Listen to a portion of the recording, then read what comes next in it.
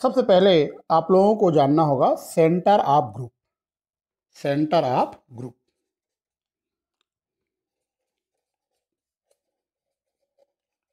हिंदी में कहते हैं समूह का केंद्र, सेंटर ऑफ ग्रुप। तो सबसे पहले मैं आपको डायग्राम समझाता हूँ। ये जी है। अगर जी अबेलियन है तो जी के सारे एलिमेंट कम्यूटेटिव प्रॉपर्टी को सेटिस्फाई करेंगे, है ना। If G is abelian then all elements of G having commutative property.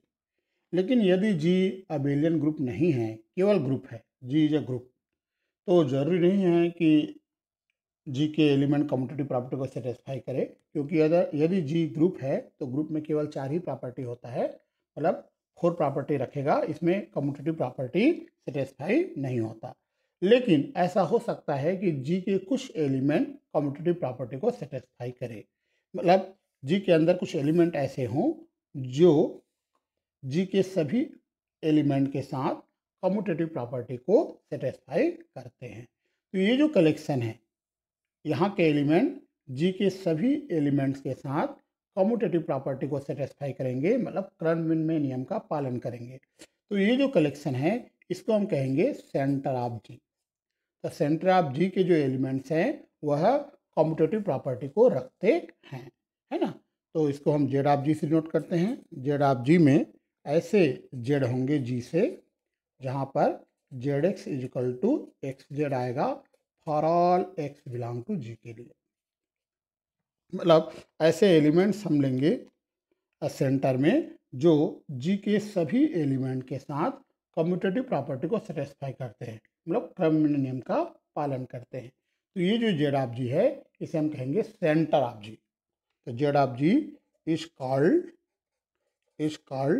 Centre, centre of group G. ये ग्रुप जी का सेंटर कहलाता है। जेड ऑफ जी को हम ग्रुप जी का सेंटर कहेंगे। तो सेंटर के जो एलिमेंट हैं वह कम्यूटेटिव प्रॉपर्टी को सेटिस्फाई करते हैं। इसका मतलब ये हुआ कि सेंटर के एलिमेंट हमेशा कम्यूटेटिव प्रॉपर्टी को रख रहे हैं, मतलब सेंटर हमेशा अबेलियन होता है।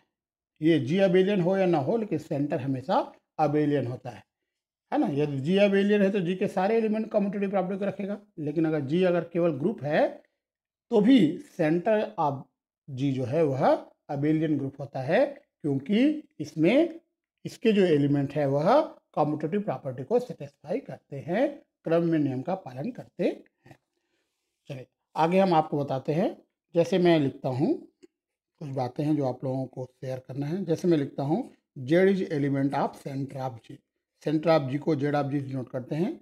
इसका मतलब ये है कि z x is equal to x z आएगा for all x belong to G के लिए। अगर कोई भी एलिमेंट, जैसे मान लो कहता हूँ a is a element of centre of G, इसका मतलब ये हुआ a x is equal to x a होगा for all x belong to G के लिए। यदि मैं कहता हूँ कि y बिलोंग करता है सेंटर ऑफ जी में, इसका मतलब ये हुआ कि y x is equal to x y होगा for all x belong to G के लिए। तो जो भी एलिमेंट यहाँ रहेगा वह कम्यूटेटिव प्रॉपर्टी को सेटिस्फाई करेगा। इसका जो एलिमेंट है वह क्रॉनमिन नियम का पालन करेगा। अगर मैं लिखता हूँ z x is equal to x z for all x belong to G, इसका मतलब ये हुआ ये जो जेड है वह सेंटर ऑफ जी का एलिमेंट होगा, मतलब ये जो जेड है वह इस सेंटर ऑफ जी में बिलोंग करेगा, है ना। क्योंकि ये जेड जो है एस के साथ कम्यूटेटिव प्रॉपर्टी का सेटिस्फाई कर रहा है और एक्स बिलोंग करते हैं जी में, जी के सारे एलिमेंट के साथ कम्यूटेटिव प्रॉपर्टी को सेटिस्फाई करेगा। कम्यूटेटिव प्रॉपर्टी का मतलब समझते हो, लेफ्ट, यहाँ यहाँ जेड लेफ्ट साइड है, यहाँ जेड राइट साइड चला गया, है ना, तो क्रम बदल गया। तो जब जब कम्यूटेटिव प्रॉपर्टी सेटिस्फाई होते हैं तो वह जो एलिमेंट है वह सेंटर ऑफ जी का एलिमेंट होता है, मतलब सेंटर का एलिमेंट होता है। ठीक है। तो इस जेड ऑफ जी को हम फर्स्ट सेंटर ऑफ जी कहते हैं। Here z of G is called first centre, first centre centre of G. यह जी का फर्स्ट सेंटर कहलाता है। इसे हम जेड1 जी से भी डिनोट करते हैं, and it is also denoted by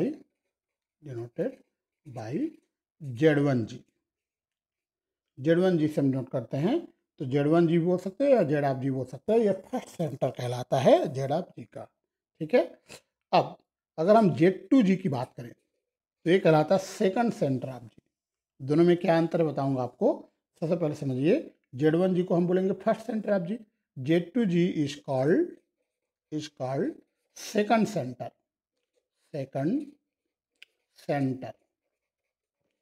of G. Z2G is called second centre of जी।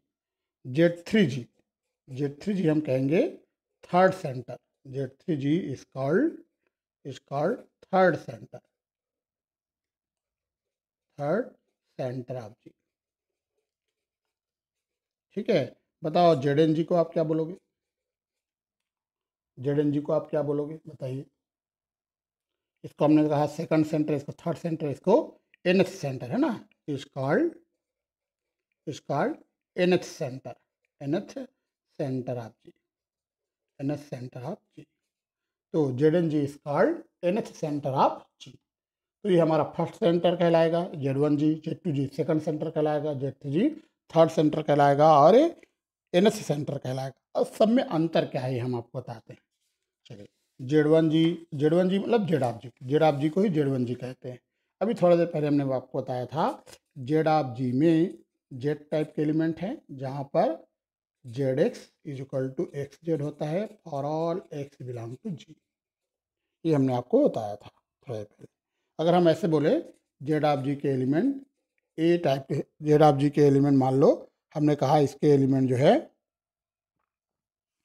इसके एलिमेंट X हैं, इसके एलिमेंट अगर A है तो क्या आएगा यहाँ से, ये आ जाएगा AX is equal to x a आ जाएगा for all X belong to G, है ना। Z ना लेके हमने A ले लिया। तो इसको ऐसे लिख सकते हैं, देखिए इसके एलिमेंट A है, यहाँ पर XA इज इक्वल टू क्या है AX, XA is equal to AX है ना। XA इज इक्वल टू क्या है AX। तो इसको आप लिख सकते हो XA डॉट AX का inverse is equal to identity आ जाएगा। XA डॉट AX का इन्वर्स करेंगे तो आइडेंटिटी आ जाएगा। इसमें XA का इन्वर्स करेंगे तो इधर आइडेंटिटी आ जाएगा for all X belong to G के लिए। तो आप इस प्रकार से लिख सकते हो। इसमें ऐसे एलिमेंट है जहाँ पर XA AX का होल इन्वर्स हो जाएगा, A inverse X inverse A inverse equal to identity XA, और इसको आप लिखोगे X inverse A inverse for all X belong to G। मतलब जो सेंटर ऑफ जी में ऐसे एलिमेंट है जहाँ पर XA X inverse A inverse is equal to E आता है। मान लो आप इसका एलिमेंट Y लेते हो, जेड ऑफ जी का एलिमेंट आप Y कहते हो, Y एक ही जगह Y लिख रहा हूँ, तो XY X inverse Y inverse बराबर E आएगा, है ना। A ना लेके मैंने Y लिया है तो A के प्लेस पे Y लेंगे। तो अगर इसका एलिमेंट Y है तो XY X inverse Y inverse E आएगा for all X belong to G के लिए। ये हमारा फर्स्ट सेंटर है जिसको हम जेड ऑफ जी बोल सकते हैं या Z1G आप बोल सकते हैं। ठीक है। तो एक बात आपको समझ में आ गई है, याद रखना फार्मूला Z1G का। Z1G में ऐसे Y रहेंगे जहाँ पर XY X inverse Y inverse ये बराबर E होगा और for all X belong to G के लिए, for all X belong to G के लिए। अब हम बात करते हैं Z2G के बारे में। Z2G में ऐसे Y आएंगे जहाँ पर XY X inverse Y inverse ये बिलोंग करेगा Z1G में। यहाँ पे क्या कहा, XY X inverse Y inverse identity की इक्वल होगा। यहाँ पे हमने कहा XY X inverse Y inverse Z1G का एलिमेंट होगा और for all X belong to G के लिए, for all X belong to G के लिए। अगर हम Z3G की बात करें, अगर हम बात करते हैं Z3G का, तो इसमें ऐसे Y आएंगे जहाँ पर XY X inverse Y inverse, X inverse Y inverse ये बिलोंग करेंगे Z2G में। Z3G में ऐसे Y आएंगे जहाँ पर XY X inverse Y inverse belong करेगा Z2G में for all X belong to G के लिए। तो आपको डिफरेंस समझ में आ रहा है। ये हमारा फर्स्ट सेंटर है, ये सेकंड सेंटर है, ये थर्ड सेंटर है। इस प्रकार से अगर हम बात करें nth सेंटर का ZNG, अगर हम बात करते हैं nth सेंटर ZNG में, तो ऐसे y आएंगे जहाँ पर x inverse y inverse belong करेंगे Zn-1 G में, for all x belong to G के लिए। तो याद रखिए ये Z1G है, Z2G, Z3G, ZNG, ये आपको याद रखना है ना। तो ये सभी आप लोगों को याद रखना है Z1Z। और कुछ बातें जो आप लोगों को याद रखना है, इसको हम बोलते हैं फर्स्ट सेंटर, इसको सेकंड सेंटर, इसको थर्ड सेंटर, इसको nth सेंटर हम कहते हैं। ठीक है, कुछ बातें हैं जो आप लोगों को और याद रखने हैं। याद रखें, अगर हम सेंटर निकालें G/Z1G का, G/Z1G का सेंटर निकालें, ये इक्वल होता है Z2G/Z1G। G/Z1G का जो सेंटर है यह इक्वल होता है Z2G/Z1G। अब मुझे बताओ G/Z2G का सेंटर क्या होगा? G/Z2G इसका सेंटर होगा Z3G/Z2G, है ना। अगर हम बात करते हैं G/Z3G, इसका सेंटर निकालना है, यहाँ Z लिखा मतलब सेंटर लेना है, इसका आएगा Z, हाँ, Z4G/Z3G, Z3G, है ना। तो ये आप लोगों को याद रखना है इस प्रकार से। ठीक है, यहाँ अगर n है तो यहाँ n+1 आ जाएगा, यहाँ n आ जाएगा। ठीक है, ये भी आपको याद रखना है। चलिए, अब मैं आप लोगों को बताने वाला हूँ नीलपोटेंट ग्रुप। नीलपोटेंट ग्रुप क्या होता है, तो हेडिंग डालिए nilpotent group. Nilpotent group, nilpotent group, if ZNG is equal to G, यदि ZNG G के इक्वल हो जाए, देन ZNG किसके इक्वल हो जाए? G के इक्वल हो जाए, then G is called a nilpotent group। nilpotent group, तो nilpotent ग्रुप के लिए याद रखना ZNG और G इक्वल होना चाहिए। If ZNG is equal to G, ZNG और G इक्वल हो जाए तभी G को आप नीलपोटेंट ग्रुप कहोगे, तभी G को आप नीलपोटेंट ग्रुप कहोगे। ठीक है, एक क्वेश्चन हम करते हैं। A group G is nilpotent, a group G is nilpotent, a group G is nilpotent if and only if G has a normal series, G has a normal series, G has a normal series, identity या equal है G0 के, G0 subset है G1 का, G1 subset है G2 का, and so on Gn बराबर है G के, और सच दैट इस प्रकार से है, इस प्रकार से है कि Gi/Gi-1, Gi/Gi-1 यह सबसेट है सेंटर ऑफ G/Gi-1, G/Gi-1। ठीक है, for all I is equal to 1 2 3 4 and so on n, for all I is equal to 1 2 3 and so on। तो एक क्वेश्चन आपके सामने है ना। इस क्वेश्चन को मैं एक बार फिर से दिखा देता हूँ। और ग्रुप G इज नीलपोटेंट, एक बार इस ग्रुप G को हम नीलपोटेंट मान के चलेंगे और ये प्रूव करेंगे कि G has a normal series, G एक नॉर्मल सीरीज रखता है इस प्रकार से, है ना। कंडीशन ये है कि Gi/Gi-1 यह सबसेट है Z ऑफ Gi/Gi-1, ये हम प्रूव करेंगे। फिर इसका कन्वर्स पार्ट करना पड़ेगा, हमें ये मान के चलेंगे G has a normal series, G इस प्रकार का नॉर्मल सीरीज रखता है, फिर हमें G को नीलपोटेंट प्रूव करना है। ठीक है, तो एक बार हम G को नीलपोटेंट मान के चलेंगे, ये रिजल्ट प्रूव करेंगे, फिर हम इस रिजल्ट को मान के चलेंगे और G को नीलपोटेंट प्रूव करेंगे, क्योंकि यहाँ पर इफ एंड ओनली इफ लिखा है। ठीक है, यदि और केवल यदि लिखा हुआ है। चलिए, क्वेश्चन समझ में आ गया क्या क्या करना है? देखो, क्वेश्चन समझ में आ गया। एक बार इस जी Yes. को आपको नीलपोटेंट मान के चलना है और ये जो रिजल्ट लिखा है ये प्रूव करना है, फिर इस रिजल्ट को मान के चलना है, फिर जी को हमें नीलपोटेंट प्रूव करना है। चलिए स्टार्ट करते हैं, हम इसका प्रूफ स्टार्ट कर रहे हैं। सबसे पहले हमने लिखा है जी को नीलपोटेंट, है ना। Suppose that a group G is nilpotent. A group G is nilpotent. मतलब G एक nilpotent ग्रुप है। हमने सपोज कर लिया a group G is nilpotent. Group G nilpotent है, इसका मतलब है G का nth जो सेंटर है वह G के इक्वल होगा, है ना। G को हमने nilpotent बोला है, देन तब G का जो nth सेंटर है वह किसके इक्वल होगा? G के इक्वल होगा। ये कहाँ से आया बताओ, ये लाइन कहाँ से आया? जी का nth सेंटर जी के इक्वल होगा। किसका डेफिनेशन है? तो थोड़ा देर पहले हमने बताया था, अगर जी नीलपोटेंट ग्रुप है, अगर nth सेंटर जी के इक्वल आ जाए तो जी को हम नीलपोटेंट ग्रुप कहते हैं। याद आ रहा है? जी को नीलपोटेंट ग्रुप कब कहते हैं? जब जेड एन जी के इक्वल आ जाए, है ना। For some integer n, for some integer n. तो बताओ z n G equal to G कैसे आया? बोलो, z n G equal to G कैसे? यस, तो नीलपोटेंट ग्रुप की डेफिनेशन से ये आया। ओके, तो जेड एन जी के इक्वल हो जाएगा। ओके, कोई डाउट है? कोई डाउट है?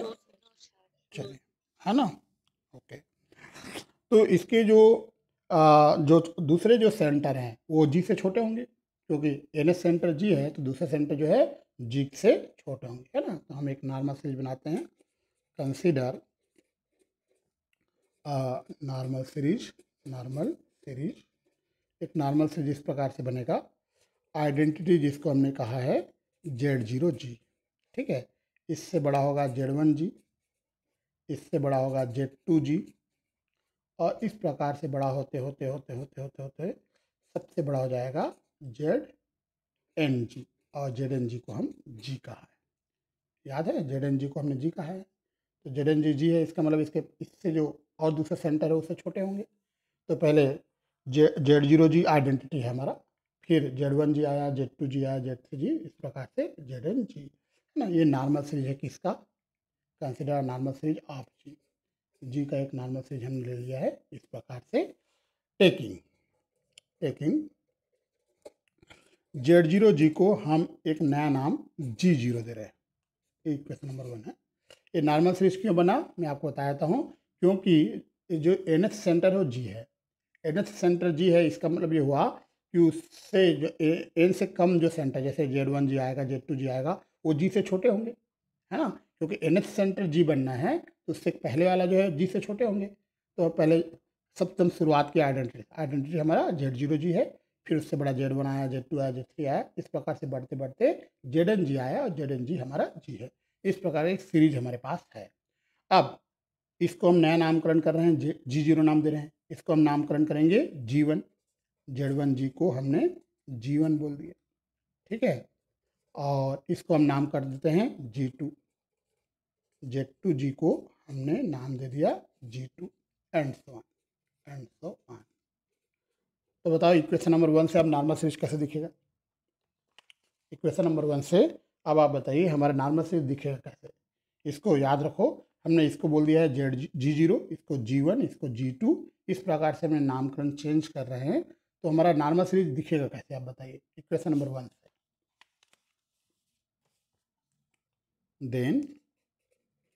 देन फ्रॉम इक्वेशन नंबर 1 इस प्रकार से आ जाएगा। ये देखिए, आइडेंटिटी यह इक्वल आया G0 के, ये सबसेट आएगा G1 के, इसको हमने G1 कहा है, ये सबसेट आएगा G2 के, इस प्रकार से बढ़ते बढ़ते सबसेट आएगा Gn के, और Gn इक्वल टू G होगा। इसको हमने G0 नाम दिया, इसको G1, इसको G2, ये Gn। ओके, तो ये नॉर्मल सीरीज है किसका? G का, है ना। This is a normal series of G। जी का नॉर्मल सीरीज हमें मिल गया है। ओके, इसको हमने G0, इसको G1, इसको G2 इस प्रकार से नामकरण किया है। तो जी का हमें एक नॉर्मल सीरीज मिल चुका है। अब हम क्वेश्चन में आते हैं। तो क्वेश्चन में हमें एक नॉर्मल सीरीज चाहिए था, वो हमें ले आया है। अब ये भी बताना है GI/GI-1 सबसेट होगा Z ऑफ G/GI-1, ये भी हमें बताना है। ठीक है, तो मैं आप लोगों को एक फार्मूला पहले पूछता हूँ। अभी थोड़ा पहले मैंने एक फार्मूला आपको बताया था, Z of G of Z(i-1g) क्या होता है बताइए, याद करो फार्मूला क्या बताया था। फार्मूला ये बताया था ZIG/Z। अभी थोड़ा देर पहले हमने फार्मूला आपको बताया था, याद आया फार्मूला? है ना, ZIG/Z(i-1g). ओके, अब यहाँ पर आप देखो, आपने Z0G को G0 बोला है, तो इसको आप क्या बोलोगे? Z0 को G0, Z1G को G1 बोला है, तो इसको क्या बोलोगे? बोलो GI। और इसको बताओ। ठीक है, तो G/GI-1, ये GI-1 ना, इक्वल टू आएगा GI/GI-1। ओके, इसको आपने GI नाम दिया है, इसको GI-1 कहा है, ये आपका GI-1 है, तो ये आ जाएगा, है ना। ये दोनों इक्वल आ रहा है, मतलब ये इसका सबसेट है, ये इसका सबसेट है। इक्वल का मतलब ये होता है ये इसका सबसेट है, ये इसका सबसेट है ना, ये इसका सबसेट होगा, ये इसका, क्योंकि इक्वल है दोनों, है ना। तो दैट इज आप ये बोल सकते हो कि GI/GI-1 यह सबसेट होगा सेंटर ऑफ G/GI-1 का सबसेट। दोनों एक दूसरे के सबसेट होंगे क्योंकि इक्वल साइन है। हमें ये प्रूफ करना था, ये इसका सबसेट होगा, ये इसका सबसेट होगा, क्योंकि इक्वल का साइन है, इक्वल है तो दोनों एक दूसरे के सबसेट होंगे। तो हमें जो क्वेश्चन है प्रूव करना था, इसमें ये बताना था कि GI/GI-1 सबसेट है सेंटर ऑफ G/GI-1, ये प्रूव करना था। ठीक है, और ये कंडीशन आएगा for all I = 1, 2, 3 and so on। इस प्रकार से हमने ये बताया कि G के पास एक नॉर्मल सीरीज है। हमने यहाँ पे ये साबित किया कि G है जो normal series, this is a normal series of G, और ये कंडीशन भी सेटिस्फाई हो रहा है जो हमें क्वेश्चन में दिया गया था। ठीक है, तो हमने क्या साबित किया? G एक नॉर्मल सीरीज रखता है जो इस कंडीशन को सेटिस्फाई करता है। लिख देते हैं, thus G has a normal series. G के पास एक नॉर्मल सीरीज है, उसका नाम है identity equal to G0, subset है G1 का, सबसेट G2 का, इस प्रकार से Gn बराबर G, और सच दैट नॉर्मल सीरीज इस प्रकार से आ रहा है कि GI/GI-1 यह सबसेट है सेंटर ऑफ G/GI-1 के। ठीक है, for all I = 1, 2, 3 and so on n। तो ये हमें प्रूव करना था। चलिए, तो ये हमने प्रूव कर दिया, ये हमें प्रूव करना था G है नॉर्मल सीरीज इस प्रकार से। अब कन्वर्स पार्ट करेंगे, जो हमने प्रूव किया इसको सपोज करके चलेंगे और G को नीलपोटेंट प्रूव करेंगे। अब हम कन्वर्सली पार्ट पे आते हैं। फर्स्ट पार्ट भी समझ में आ गया आप लोगों को, देखो ये हमने प्रूव कर दिया, है ना। अब इसका कन्वर्स पार्ट करेंगे। Conversely suppose that G has a normal series, G has a normal series, G एक नॉर्मल सीरीज रखता है, नॉर्मल सीरीज है G0 सबसेट है G1 का, G1 सबसेट है G2 का, इस प्रकार से Gn इक्वल है G के, और नॉर्मल सीरीज इस प्रकार से रखता है सच दैट कि GI/GI-1 यह सबसेट है सेंटर ऑफ G/GI-1 के, है ना। For all I = 1, 2, 3 and so on n। ये तो ये हमने सपोज कर लिया है G एक नॉर्मल सीरीज रखता है। अब हमें प्रूव करना है G इज नीलपोटेंट। ये तो हमने सपोज किया है, हमने सपोज कर लिया है इस क्वेश्चन में। एक बार हमने G को नीलपोटेंट सपोज किया था, ये रिजल्ट प्रूव किया था। अब इस रिजल्ट को सपोज किए हैं, अब हमें जी को नीलपोटेंट प्रूव करना है। इसको हम इक्वेशन नंबर 1 देते हैं, जरूरत पड़ेगा आगे। हमें जी को नीलपोटेंट प्रूव करना है। जी को नीलपोटेंट प्रूव करने के लिए हमें लाना पड़ेगा जी का जो nth सेंटर है वो जी के इक्वल है ना, मतलब z n G equal to G लाना पड़ेगा। Z n G equal to G लाएंगे तभी जी नीलपोटेंट होगा। तो हमने जो रिजल्ट दिया था उसको हमने सपोज कर लिया है। अब हम प्रूव करने वाले हैं जी इज नीलपोटेंट। यहाँ लिख देता हूँ to prove that G is nilpotent. G को मुझे नीलपोटेंट ग्रुप प्रूव करना है, ठीक है। तो नीलपोटेंट ग्रुप प्रूव करने के लिए हमें z n G equal to G लाना पड़ेगा। क्या लाना पड़ेगा? Z n G equal to G लाना पड़ेगा, तभी जी नीलपोटेंट होगा। ओके, समझ में आता है सबको? बोलो, है ना। तो z n G equal to G आएगा तभी जी नीलपोटेंट होगा, अदरवाइज नहीं होगा, है ना। चलिए, तो हम इक्वेशन नंबर 1 जो लिखे हैं वहाँ से स्टार्ट करते हैं। From equation 1। इक्वेशन नंबर 1 हमारा ये है जो हमने क्वेश्चन को देख के लिखा है कि Z G i upon G i minus 1 subset है Z of G upon G i minus 1। ये हमारा इक्वेशन 1 है ना। तो हम लिख देते हैं G i upon G i minus 1 is a subset of centre of G upon G i minus 1 for all i is equal to 1 2 3 and so on n के लिए। ये इक्वेशन नंबर 1 है। सबसे पहले यहाँ हम आई इज इक्वल टू 1 रखते हैं, taking i is equal to 1 in equation 1, है ना। इक्वेशन नंबर 1 में i is equal to 1 put कर देते हैं। तो i is equal to 1 put करेंगे तो क्या आएगा बताओ, लेफ्ट साइड और राइट साइड। ये आएगा जी जीरो अपान नहीं G one upon sorry G G one upon G zero is a subset of z of हाँ जी अपान जी जीरो, ठीक है। अब यहाँ देखिए ना, दिस इम्प्लाइज, पता है जी जीरो आपने आइडेंटिटी कहा है, जो सीरीज आपने बनाया है ये, इसमें जी जीरो की वैल्यू क्या है? जी जीरो की वैल्यू क्या है बताओ? आइडेंटिटी है ना। तो ये आ जाएगा G one upon identity, subset आएगा Z of G upon identity. G zero का आपने आइडेंटिटी कहा है, याद रखना। जी जीरो का आपने क्या कहा? आइडेंटिटी का है, ओके, है ना। तो आइडेंटिटी को डिवाइड करो तो भी जीवन ही रहेगा। आइडेंटिटी मतलब यूनिट एलिमेंट होता है, 1 होता है ना। तो G one is a subset of z of G हो जाएगा। आइडेंटिटी मतलब यूनिट होता है, इकाई अवयव होता है ये। तो आइडेंटिटी मतलब समझते हैं ना, यूनिट एलिमेंट होता है। तो इसका डिवाइड करो या मल्टीप्लाई करो कोई प्रभाव नहीं पड़ता। तो G one is a subset of आ गया जेड ऑफ जी। समझ में आया क्या साबित किया मैंने? G one is a subset of z of G. G one हम फर्स्ट सेंटर को कहते हैं, फर्स्ट सेंटर को जीवन बोलते हैं। और जीवन किसका सबसेट आया? जेड ऑफ जी का। जेड ऑफ जी मतलब first centre of G. Z of G समझते हो ना, जेड ऑफ जी होता है फर्स्ट सेंटर ऑफ जी। इसको आप ऐसे लिख दो, G one is a subset of z one G. मैं आपको बताता हूँ, जेड ऑफ जी को ही जेड वन जी बोलते हैं, जेड ऑफ जी को ही जेड वन जी बोलते हैं, फर्स्ट सेंटर ऑफ जी कहते हैं, है ना। Similarly we can show that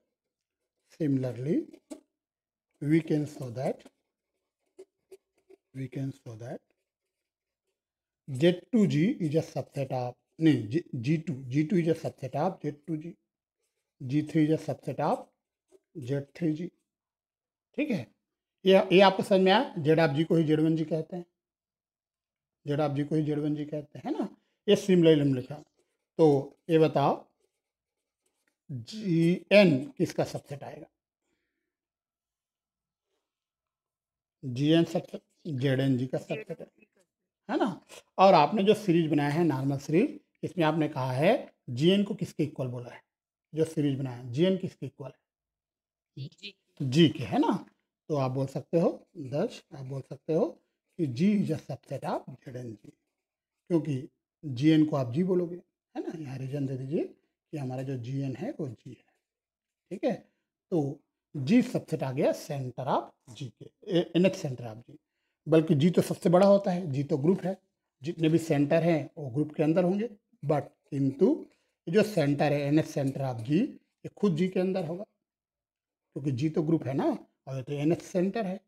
यहाँ पे हमने ये साबित किया कि G is a subset of z n G, but किंतु जेड एन जी जी का सबसेट होता है, तो दोनों को मिला दो, इन दोनों को मिला दीजिए। ये लाइन आपको समझ में आया, जेड एन जी को जी बोल दिया, जेड एन जी को हमने जी कहा है नॉर्मल सीरीज में, तो जेड एन जी जगह जी लिख दिया।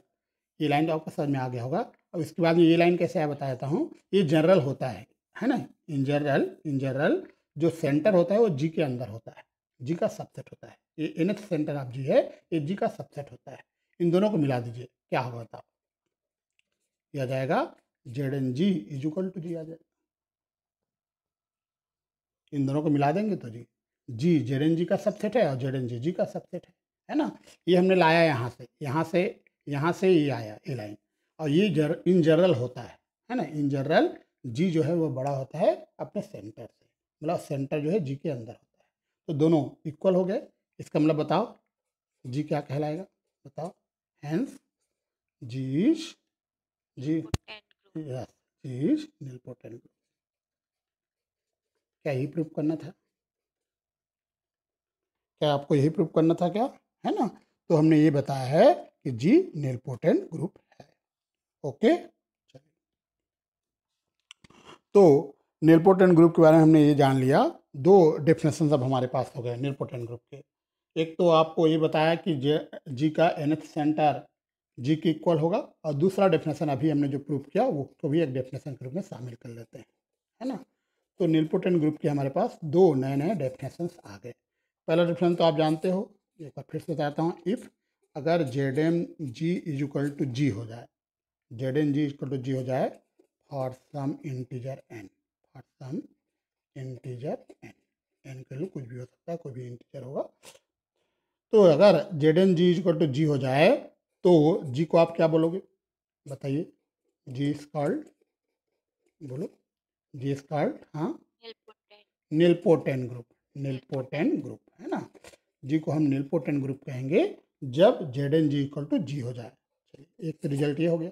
दूसरा रिजल्ट अभी हमने प्रूव किया, है ना। If G has a normal series, G has a normal series, ये जी एक नॉर्मल सीरीज रखता है, और नॉर्मल सीरीज इस प्रकार से आइडेंटिटी या इक्वल है जी जीरो सबसेट है जी वन सबसेट है जी टू का, इस प्रकार से जी एन बराबर जी।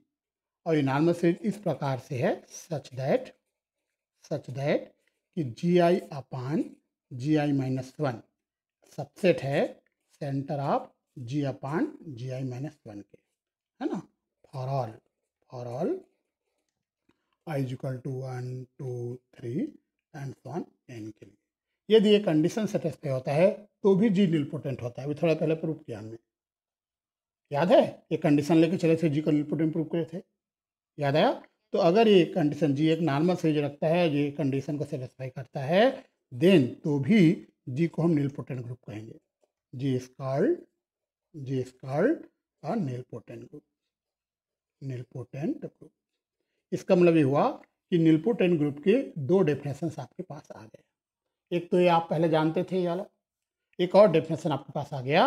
अगर ये जी एक नॉर्मल सीरीज रखता है जो इस कंडीशन को सेटिस्फाई करता है, तो भी जी को हम निलपोटेंट ग्रुप कहेंगे, मतलब G is called a nilpotent group.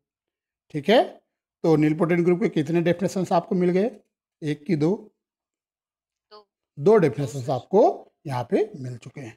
Soluble group के बारे में भी आपको पता है, दो डेफिनेशन दोनों बताया तो मैं आप, है ना। सॉल्युबल ग्रुप में पढ़ा चुका हूँ, एक बार और मैं आप लोगों को रिपीट कहता हूँ। सॉल्युबल ग्रुप, तो सॉल्युबल ग्रुप के भी दो डेफिनेशन हमारे पास है। पहला डेफिनेशन आप देखिए, इफ जी का के टाइम डेज अगर आइडेंटिटी आ जाए, जी का के टाइम डेज आइडेंटिटी आ जाए for some integer k, for some integer k, यदि ऐसा आ जाए देन जी इज कॉल्ड, बताओ, देन जी इज कॉल्ड, बिल्कुल सही, G is called a soluble group, G soluble group कहलाएगा। दूसरा कंडीशन, अगर जी एक नॉर्मल सीरीज रखता है जिसके फैक्टर्स अबेलियन हो, if G has a normal series, G एक नॉर्मल सीरीज रखता है with abelian factor, with abelian factors. अगर इसके फैक्टर अबेलियन ग्रुप हो, है ना, फैक्टर समझते हैं ना, नॉर्मल सीरीज का फैक्टर, जैसे कोई नॉर्मल सीरीज हम बनाते हैं, ये नॉर्मल सीरीज जैसे इसके फैक्टर क्या होंगे, पहला फैक्टर आएगा G1/G0, दूसरा फैक्टर आएगा G2/G1, है ना, मतलब ये फैक्टर कहलाएंगे, Gi/Gi-1 ये फैक्टर कहलाते हैं ना। तो ये जो फैक्टर्स हैं वो अगर अबेलियन हैं, जितने भी फैक्टर हैं सारे क्या हैं, अबेलियन हैं। लिखा है G has a normal series with abelian factors. Then यदि ऐसा है, देन G इज कॉल्ड, बोलो, then G is called, yes, called a soluble group. तो सॉल्युबल ग्रुप के कितने डेफिनेशन आप जानते हो, बताइए। दो डेफिनेशन आप जानते हो कि अगर के टाइम डेस लें जी का और आइडेंटिटी आ जाए तो भी जी सॉल्युबल कहलाएगा, और यदि जी एक नॉर्मल सीरीज रखता है और जिसके फैक्टर्स अबेलियन हैं तो भी जी सॉल्युबल ग्रुप कहलाता है। हम एक क्वेश्चन करने वाले हैं, ये हम प्रूव करेंगे, every nilpotent group is soluble. तो आपको नीलपोटेंट ग्रुप के भी दोनों डेफिनेशंस पते हैं, ये दो डेफिनेशंस अभी आपको पता है, और सॉल्युबल ग्रुप का भी दोनों डेफिनेशंस आपको पता है। अब हम एक क्वेश्चन कर रहे हैं और इस क्वेश्चन कहना है कि every nilpotent group is soluble. Question है so that every nilpotent group, every nilpotent group is solvable, every nilpotent group is solvable. चलिए हम इसका प्रूफ देते हैं। तो हम नीलपोटेंट ग्रुप मान के चलेंगे और सॉल्वेबल प्रूफ करेंगे। हम मान के चलेंगे जी नीलपोटेंट ग्रुप है और हम उसे सॉल्वेबल प्रूफ करेंगे, क्योंकि हमें बताना है every nilpotent group is solvable. तो अगर एक क्वेश्चन एग्जाम में आता है तो आप नीलपोटेंट ग्रुप का डेफिनेशन और सॉल्वेबल ग्रुप का डेफिनेशन दोनों लिखोगे। सबसे पहले आप नीलपोटेंट ग्रुप के बारे में बता दोगे, जो हमने बताया है, दिख रहा है आप लोगों को, नीलपोटेंट ग्रुप का जो डेफिनेशन है बताया है, ये आप लिख दोगे। उसके बाद में आप सॉल्वेबल ग्रुप का भी डेफिनेशन है, सॉल्वेबल ग्रुप का जो डेफिनेशन है वो भी आप लिखोगे, है ना, ठीक है। हाँ, यस। थ्योरम में तो आपको इस क्वेश्चन में every nilpotent group is solvable, ये आपको प्रूव करना है इस क्वेश्चन में, है ना। तो हम नीलपोटेंट ग्रुप मान के चलते हैं, सॉल्वेबल प्रूव करते हैं। स्टार्ट करते हैं। सपोज दैट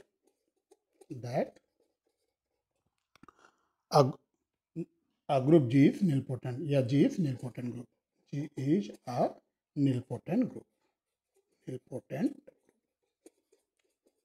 तो हमने मान लिया है G nilpotent group है। then G has a normal series identity ये इक्वल है G0 के, सबसेट है G1 का, सबसेट है G2 का, एंड सबसेट है Gn का equal to G।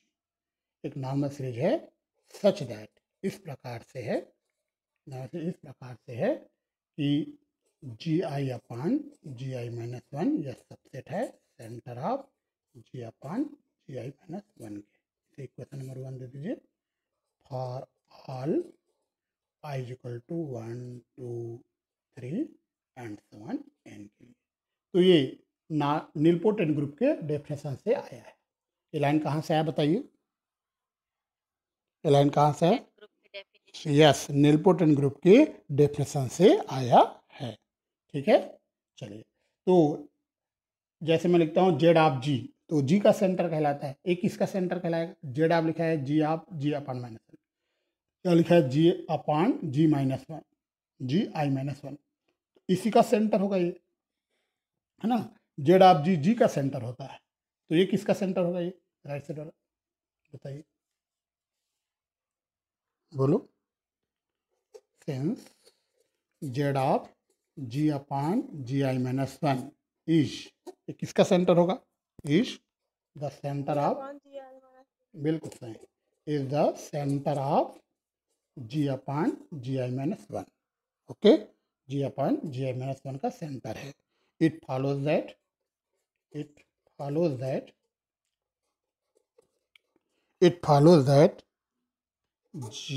Z of G/Gi-1 satisfies the commutative property. जब सेंटर है तो सेंटर में कौन सा प्रॉपर्टी लागू होता है, बताओ, कौन सी प्रॉपर्टी लागू होता है, बताया था, बोलो। सेटिस्फाइज द, कौन सी प्रॉपर्टी लागू होता है जी, सेंटर है तो ये सेंटर है ना, तो कौन सी प्रॉपर्टी लागू होता है, सेटिस्फाई द, बोलो कौन सी प्रॉपर्टी लागू होता है, कॉम्यूटेटिव प्रॉपर्टी, क्रमविनिमय नियम है ना, सेंटर के एलिमेंट हमेशा क्रमविनिमय नियम का पालन करते हैं, क्रमविनिमय नियम मतलब कॉम्यूटेटिव प्रॉपर्टी का सेटिस्फाई करते हैं, तो ये कॉम्यूटेटिव प्रॉपर्टी को सेटिस्फाई करेगा क्योंकि ये सेंटर है, ये क्या है, सेंटर है, इसी कारण कॉम्यूटेटिव प्रॉपर्टी को सेटिस्फाई करेगा।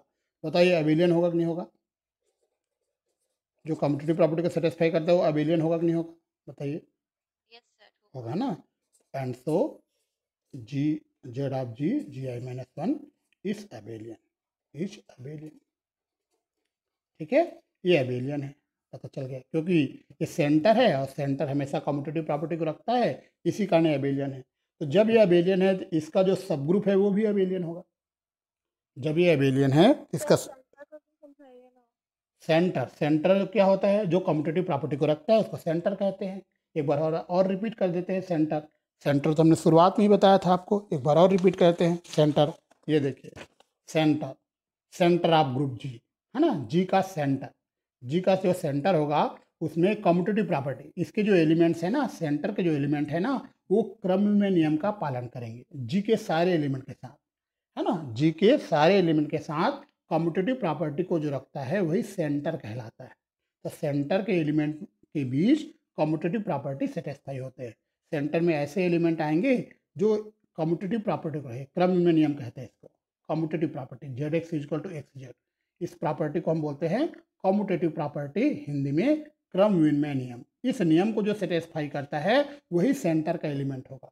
तो सेंटर हमेशा अबेलियन होता है, याद रखना, सेंटर हमेशा क्या होता है, अबेलियन होता है। ये किसका सेंटर है, जेड ऑफ जी किसका सेंटर, जी का सेंटर है, तो ये किसका सेंटर है, ये किसका सेंटर है, जी upon G i minus one का सेंटर, ओके, और चूंकि ये सेंटर है इसी कारण ये कम्यूटेटिव प्रॉपर्टी सेटिस्फाई करेगा, और जब ये कम्यूटेटिव प्रॉपर्टी सेटिस्फाई कर रहा है इसी कारण ये अबेलियन होगा, इसी कारण ये क्या होगा, अबेलियन होगा।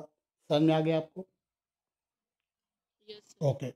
तो अगर कोई ग्रुप अबेलियन है तो उसका सब ग्रुप भी अबेलियन होता है, यहाँ लिख देता हूँ, by the result, by the result, मेरे पास एक रिजल्ट है कि अगर अगर ये अबेलियन है तो इसका सब ग्रुप भी अबेलियन होगा, every subgroup of abelian group, every subgroup of abelian group is abelian, is also abelian, is also abelian, abelian group का सब ग्रुप भी अबेलियन ही होता है। तो ये अगर अबेलियन है तो इसका सब ग्रुप भी अबेलियन होगा, ये क्या है, अबेलियन है, इसको आपने क्या कहा, अबेलियन कहा। और इक्वेशन नंबर 1 देखो, इसका सब ग्रुप कौन है, इसका सब ग्रुप कौन है बताओ, इक्वेशन नंबर 1 से इसका सब ग्रुप कौन है, देखो जी i upon G i minus one, ji i upon G i minus one सब ग्रुप है इसका, है ना, ये सबसेट है ना इसका, तो इसका सब ग्रुप ये है, जी i upon G i minus one सब ग्रुप है इसका। अब ये अबेलियन है, इसको आपने अबेलियन बोला थोड़ा देर पहले, ये देखो आपने इसको क्या बोला है, अबेलियन बोला है, इसको आपने अबेलियन कहा है, तो इक्वेशन नंबर 1 से ये क्या कहलाएगा, सब ग्रुप कहलाएगा इसका, है ना, इक्वेशन नंबर 1 से ये सब ग्रुप कहलाएगा इसका, और ये अबेलियन है तो ये क्या होगा बताओ, अगर ये अबेलियन है तो ये क्या होगा, इस रिजल्ट में कहता है every subgroup of abelian group is also abelian, है ना, ये अबेलियन है तो ये क्या होगा, ये सब ग्रुप है, बोलो, ये भी अबेलियन होगा, अबेलियन ग्रुप का सब ग्रुप भी अबेलियन होता है ना। तो यहाँ पे लिख सकते हैं फ्रॉम इक्वेशन 1, इक्वेशन नंबर 1 से जी i upon G i minus one यह सब ग्रुप है Z of G upon G i minus one की, जी है ना, ये इसका सब ग्रुप है और ये अबेलियन है, ठीक है, ये क्या है, अबेलियन है। तो बताओ ये अबेलियन होगा कि नहीं होगा, G i upon G i minus one is also abelian, ठीक है। तो हमने देखा कि हमारा जो नॉर्मल सीरीज है उसका फैक्टर अबेलियन हो गया, देखो ये नॉर्मल सीरीज हमने एक तैयार किया था, और इसके फैक्टर्स, इसका जो फैक्टर है G1 अपान G0, G2 अपान G1, मतलब जी i upon G i minus one आएगा, और ये फैक्टर क्या हो रहे हैं बताइए, फैक्टर्स क्या हो रहे हैं जी, अबेलियन हो रहे हैं। फैक्टर क्या हो गए, abelian. For all i is equal to 1 2 and n के लिए। तो हम देख रहे हैं हमारा जो नॉर्मल सीरीज है उसके जो फैक्टर्स हैं उसको हमने क्या प्रूव कर दिया, अबेलियन प्रूव कर दिया, है ना। यहाँ पे लिखना पड़ेगा that we have shown that, अतः हमने दिखाया कि G has a normal series, G एक नॉर्मल सीरीज रखता है ना। और उसके जो फैक्टर्स है नॉर्मल सीरीज इस प्रकार से है ना, नॉर्मल सीरीज हमने ऐसे लिखा था G0 सबसेट है G1 सबसेट है G2, इस प्रकार से नॉर्मल सीरीज है, ठीक है। और लास्ट ये नॉर्मल सीरीज, इसके जो फैक्टर्स है ये इसका फैक्टर होगा। पहला फैक्टर क्या आएगा, आई की जगह 1 रखे तो G1 अपन G0 आएगा, आई की जगह 2 रखेंगे तो G2 अपन G1 आएगा, है ना। तो ये एक नॉर्मल सीरीज रखता है विथ, जहाँ पे इसके जो फैक्टर्स हैं विथ इट्स फैक्टर, है ना, इट्स फैक्टर, इसके जो फैक्टर्स हैं Gi/Gi-1, ये क्या है बताओ, अबेलियन है कि नहीं है, यस सर। अबेलियन है ना, और अबेलियन। चलिए, तो हमने ये बता दिया है कि जी के पास एक नॉर्मल सीरीज है जिसके फैक्टर अबेलियन है। बताओ जी क्या कहलाएगा, याद करो सॉल्युबल ग्रुप का डेफिनेशन। हमने कहा था जी यदि एक नॉर्मल सीरीज रखता है और उसके फैक्टर अबेलियन है तो जी को हम सॉल्युबल ग्रुप कहेंगे।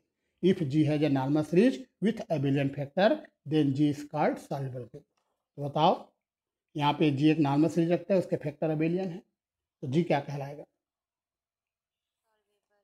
चलिए, तो आप लिख सकते हो hence G is soluble, hence G is soluble, ठीक है। क्योंकि जी एक ऐसा नॉर्मल सीरीज रखता है जिसके फैक्टर क्या है, अबेलियन है, तो जी कहलाएगा सॉल्युबल। तो आपने शुरुआत किया था जी को निलपोटेंट मान के चला था, अब आपने प्रूव कर दिया सॉल्युबल। तो आप बोल सकते हो clearly every nilpotent group is soluble, every nilpotent group is soluble. तो आपने जी को निलपोटेंट ग्रुप मान के चला था और जी को आपने सॉल्युबल प्रूव कर दिया। तो इसका मतलब ये हुआ कि प्रत्येक निलपोटेंट ग्रुप जो है सॉल्युबल होता है। समझ में आया आपको।